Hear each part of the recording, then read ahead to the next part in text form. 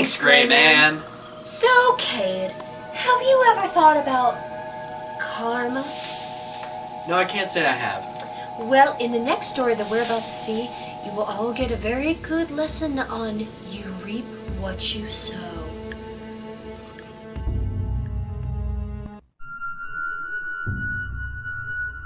When a lunatic sister stands between a man and the money he loves, you just know somebody's got to be fit to kill.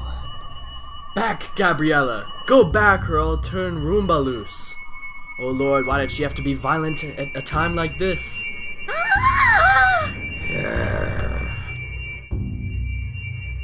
Gabriella retreats to her filthy, tattered mattress, whining, trembling with fear of the snarling mastiff. If I had looked at the calendar to see if there'd be a full moon, I'd never have invited John Hambleton here tonight. He wouldn't let his daughter marry me into a family where there's insanity. My name and my European title are all I have to sell for cold hard cash. Blast my maniac sister! I wish she were dead! She's no good to anyone, not even herself.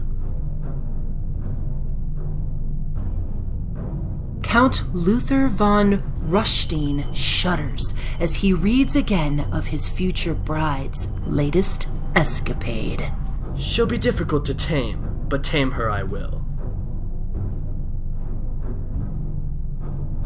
Fiery Marnie, Hambleton's charmed life survives plane crash. I tried to land and hang her, says Wild Redhead. But marriage makes it possible for me to pay off all my debts. Yes, I'd sell my soul for a small share of Hambleton's millions he made in cattle and oil. Mr. Hambleton? So good of you to come. How do you do, Count? Marnie'd skin me if I didn't. I'd like to settle this as quick as possible. I've got to get back to America. Very well. You know what I'd offer. Myself, my title, my castle. Right to the point. Good. There'll be no dowry. But I'll give you both $5,000 a month allowance. Only an allowance? My title goes back 500 years. I won't share it for a pittance. Before too many years, Marnie will inherit $200 million. A sudden noise from below sends a chill through Luther. Rivets holding the dungeon doorframe pull from the old cement.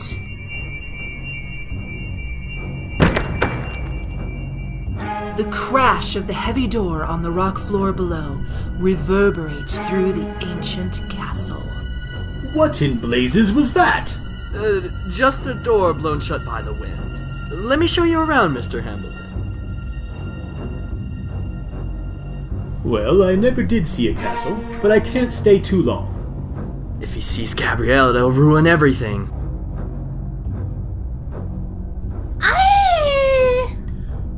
Who is that?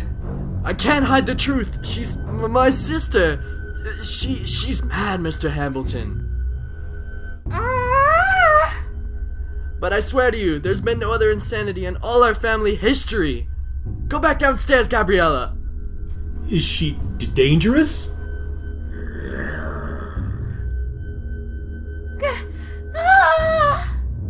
Get downstairs or I'll throw you down. I'm sorry you had to find out. It's all right, Count. These things happen in families. Suddenly, unexpectedly, the mastiff springs. Rumba, no!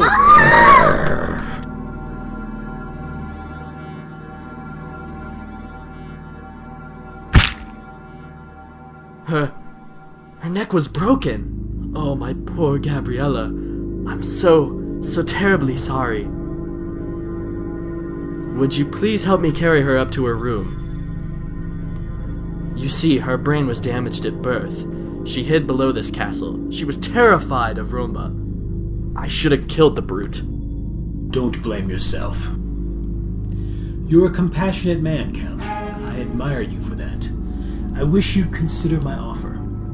It's difficult to speak of marriage now.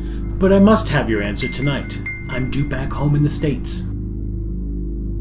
You still offer no dowry, Mr. Hambleton? Why? No doubt you've read about my daughter's escapades.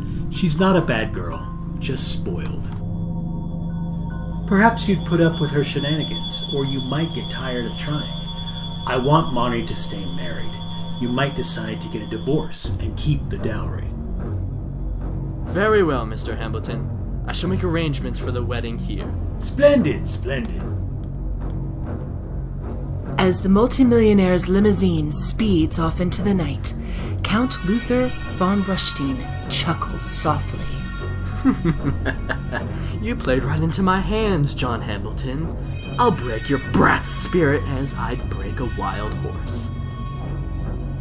I'll have my castle put in shape, refurnished, and I'll let your dear Marnie give you the bill for it. Ramba, you were my one real friend, and you died protecting me from that cursed mad woman. You want to laugh, Gabriella? Hambleton said I was compassionate. You're dead, and at last I'm free. A month later, Luther sees his bride for the first time, just before the wedding. Marnie is ravishingly beautiful. Take us to Father's yacht. No, you will drive me to my castle. Luther has taken firm rein on his $200 million heiress bride, and that night... I've got the world in the palm of my hand. I've lived like I've always wanted. He turns, smiling as he hears Marnie enter the sitting room. Well, my dear, the champagne should be... Marnie? What's the matter? Marnie! Oh my god! Oh yes, there's a full moon this night. No! That affects insane people.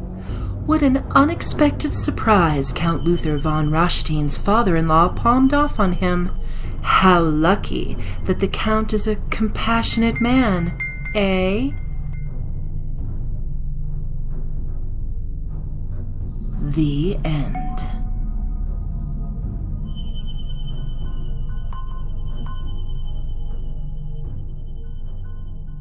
So now that we've read the story, what are your overall opinions on it? I think the guy I played got exactly what he deserved. He was greedy, not good. Karma came to bite him square in the butt. Yeah, I feel bad for the dog though. Alright. Back to the Gray Man after this important message.